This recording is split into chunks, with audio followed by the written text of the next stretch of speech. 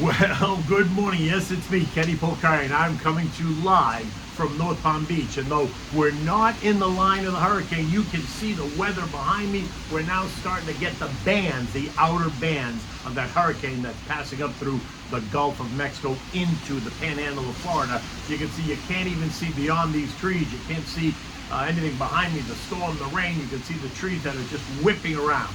In any event, today is Thursday, September 26, 2024, and here are the things that you need to know to get your day started. Well, the rally that we've seen in the market really kind of stalled yesterday, but it's not stalling today. MU just stuns the market with their report. It is quoted up 15% in the pre-market. Yesterday, bonds fell, yields rose, oil is down, and gold is up. And what do we have at dinner tonight? We're going to have the pasta Faggioli with sausage and pancetta, right? So it's a little twist on the classic pasta Faggioli. Okay, so wow, stocks fell on Wednesday. This after wavering for much of the day as investors and traders and analysts continue to ponder the latest move by the Fed as well as the latest comments by the various Fed heads that are taking to the stage. Trader types are looking for the next catalyst that will either confirm or deny another big rate cut in November. The Dow yesterday lost 295 points. Or 7/10. The S&P was down 11 points, or 2/10. The Nasdaq held on though. It did add 8 points, or less than 0.1%. The Russell gave up 27 points, or 1.2%. The Transport lost 133 points, or 0.8, while the eagle-weighted S&P gave up 47 points. 47 points, right? The only two sectors higher were utilities, were up 0.6, and tech, which was up 3/10. Which makes some sense, right? Lower rates are going to send utilities higher while the tech revolution is going to continue to push tech higher. It was also the anticipation of the MU earnings that came out after the close, and we're going to talk about that just in a couple of paragraphs. Now, yesterday also brought us a couple of new data points. Mortgage apps surged by 11%. Well, of course they did. 30-year rates fell to as low as 6.15. That's down from 7.5% only a couple of months ago. And this represents an 18% decline in rates. So anyone who's been patient is now being handsomely rewarded. Now, new home sales, though, they were down 4.7%, which is a huge turnaround from last month's gain of 10.3%. That's a 14-point reversal. And that's curious to me, since rates are in decline. My sense is that the buyers must think that new home prices are still too high and that they're turning to existing home sales, right? Now, last week we reported they were down 2.5%. That's only a 3-point reversal from the prior month. So you could say it was a weak number, but less weak than the new housing sales, right? As existing home sellers may be more willing to negotiate if they think prices are weakening. If in fact prices are weakening, though, then watch how fast the new home builders are going to start to throw in upgrades and freebies and landscaping to make it more desirable for buyers. Home builders can easily throw in all these freebies because their prices and their margins allow for that, right? They almost build it in. You can also point to the time of year as a reason for the decline in those numbers because of we're going into the winter season, right? But the surge in mortgage apps kind of negates that. I mean, if the market is slowing down seasonally, then why are mortgage apps rising? Well, you could say that applications are rising because buyers are preparing themselves to jump on a home when they find one. They want the commitment already from the bank. Because when they do find a home, they want to know that there isn't going to be any issue in financing it. In any event, neither of these really managed to keep the market from falling, right? Even if it fell just a bit.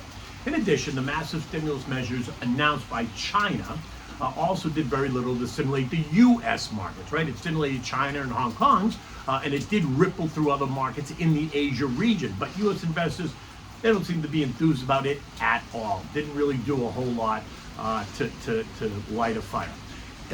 It's China. The data in the news is always suspect as far as I'm concerned. And the rules change there too quickly, which is why I stay away from directly investing in China anyway, right? As there are plenty of other places in the world to put investment dollars to work that respect the process, right? But that's a whole different conversation. We can go there another time.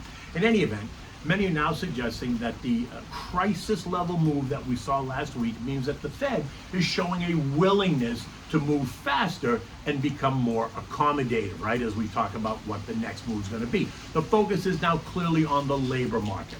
JJ made that very clear in comments from the Chicago Fed President Goolsbee and Minneapolis Fed President Kashkari and Fed Governor Waller supported that narrative. And if the labor market shows any distress at all, then the message is that the Fed will respond sooner rather than later. So in my opinion, the Fed is worried that the labor market is about to show real distress. Thus, the move that we saw last week and the hint that another crisis level move is most likely at the next meeting on November 6th and 7th. In the end, while they want a soft landing isn't going to fix higher prices. We discussed this. A recession would do that. But that's really not what they want, right? They don't want us to go into a recession. They want to keep prices right where they are. So get used to these higher prices. And the unrest and potential strike by the dock workers only supports that argument. These guys can't make ends meet because everything is more expensive. So they're going to fight for higher wages and better bennies, and that's going to cost money. And if you think those companies are going to eat those costs, you better go out and get your head examined, because they're going to pass those higher costs right along to you and me. Okay, so it's time to move on. Let's talk about Micron. MU, they reported last night, and they blew the place apart. Earnings per share of $1.18, beating the expectations of $1.13. Revenue of $775 billion, beating expectations of $7.64 billion. CEO Sanjay Mehrotra telling investors that, and I quote, "Our mix of data center revenue is on track to reach record levels in fiscal 2024 and to grow significantly from there in fiscal 25. Robust AI-driven demand for data center products is causing tightness on our leading edge nodes. Consequently, we expect continued price increases throughout the calendar year 2024, despite only steady near-term demand for PCs and smartphones. As we look ahead, though, into 2025, demand for AI PCs and AI smartphones and continued growth of AI in the data centers creates a favorable setup that gives us confidence that we can deliver a substantial revenue record in fiscal 25, with significantly improved profitability underpinned by our ongoing portfolio shift to higher margin products." On a side note, Micron is also the beneficiary of, guess what? The U.S. CHIPS Act, because we actually gave Micron $6 billion on the back of that spectacular earnings report, right? After they blew out their numbers. I wonder who's in charge here, right? MU just killed it, and we gave them $6.1 billion. I guess maybe I'm the one that needs my head examined. Anyway, the stock closed last night at 95.77. It was up nearly 2% during the day. And this morning it's quoted up $15 or 15% on this news, and that is today's market mover, and that is the reason that U.S. futures are screaming higher. Dow futures up 250, the S&P up 50, the Nasdaq's ahead by 300 points, while the Russell's up 18 points. Expect all kinds of action in the semi space. Nvidia's already quoted up 1.6%, AMD up 2%, Broadcom up 1.7%, Qualcomm up 1.8%. Bonds also came under some pressure yesterday, sending yields higher. The TLT lost 0.8, while the TLH fell by 0.6. The 2 years now yielding 3.56%, while the 10-year is yielding a 3.78%. On Tuesday, oil popped higher, but on Wednesday, oil pooped, right, falling by 2.4% or $1.70 a barrel, ending the day at 69.85. So the news is that the kingdom, right, the Saudis, are now ready to abandon their $100 price target and send the oil markets lower by increasing output to punish those producers that aren't playing by the Saudi rules, right? That's actually good for you and me because gas is going to come down.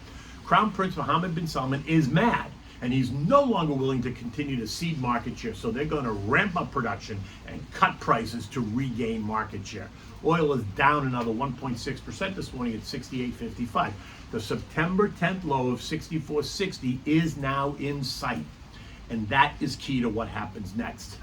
Oh boy, this is getting very interesting.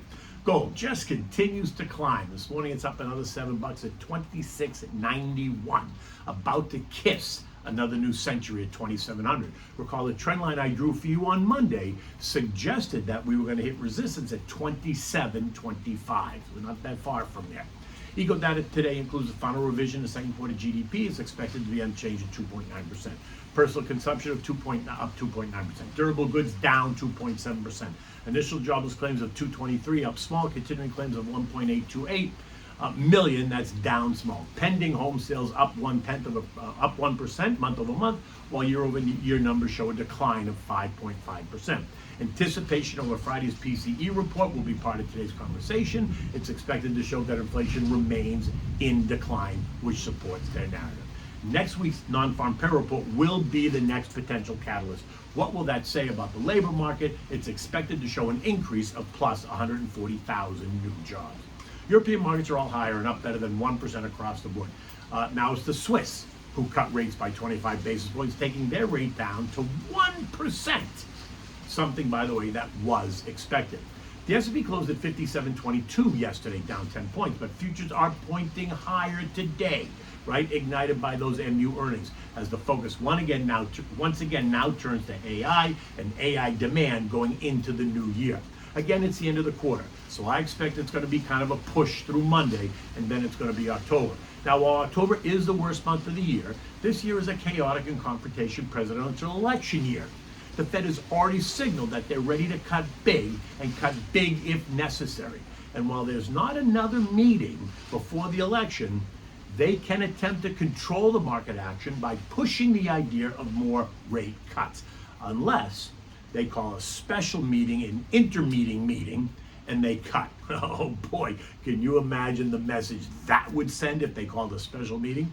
In the end, it is what it is. Don't let your emotions get the best of you during this chaotic time. Stay focused. Talk to me, Goose. I'm here, ready to talk. Building a strong, well-diversified portfolio takes time and it takes commitment. Okay, look at this. Now, the bad weather, it just kind of got very quiet here. There's no more wind. Look at the trees, aren't even moving anymore. The rain has stopped. So I wonder if that's the calm once again before the storm. Okay, so what do we have for dinner tonight? We're going to have the classic pasta fagioli, but this one includes sausage and pancetta. It's very good. If you keep the sausage and pancetta out, it becomes a classic vegetarian pasta fagioli. Okay, it's simple to make. It's always a favorite. It's essentially the pasta and beans, right? Which is what the classic is. Anything else is just an addition to the basic dish. Today's version includes sweet Italian sausage and pancetta. Now for this, you're going to need a half a box of elbow pasta. You're going to need a can of cannelloni beans, water, olive oil, garlic, onion, celery, carrots. You need a can of diced tomatoes. You need chicken broth, Italian sweet sausage out of the casing, pancetta, salt and pepper, and the rind, like a Parmigiana cheese rind, right? Just the hard rind. Bring a pot of salted water to a rolling boil, put that on the back burner. Now in another pot, begin by sauteing some crushed garlic in the olive oil over medium heat. Careful, don't burn the garlic. Now add in the sausage meat, which you've taken out of the casing, and a bit of the pancetta, right? Let that saute up until it's all nice and brown. Once it is, just remove it and set it aside. Now to the same pot, you're gonna add the diced onion, the carrots, and the celery. You're gonna saute that around maybe 10 or 15 minutes. Now add back the sausage meat. Next, in that same pot, you're gonna put 2 cans of cannelloni beans, right? Don't strain them, you want the water and all right out of the can. Then you're gonna add the chicken broth and bring it right up, make sure everything is covered, right? You can add a can of water there. Season it with salt and pepper, bring it to a boil, then turn the heat down to simmer. Here's where you now toss in the cheese rind. So put it in, make sure it's in there, stir this occasionally. Now, boil the pasta for like 6 minutes or so. It's gonna be undercooked, you want it that way. Then strain it and add the pasta directly to the bean and sausage mix. If you need to, you're gonna add a cup of the pasta water if you want, just to keep it from sucking up all the sauce. It's only gonna take about 3 more minutes to cook, that's it. And it's even gonna continue to cook once you take it off the heat anyway, so be careful, right? Serve this immediately in warm bowls with plenty of fresh grated Parmigiana cheese. And like I said, you can, if you leave the sausage and pancetta out, this just becomes a traditional pasta fagioli dish. It's vegetarian. You can make it gluten-free by using gluten-free pasta. So it's very versatile. It's very good. It's comfort food. And on days like today, we got this hurricane coming up through the coast, up through the Gulf of Mexico. And so this is a good dish to keep you all warm and cozy. In any event, until tomorrow, take good care.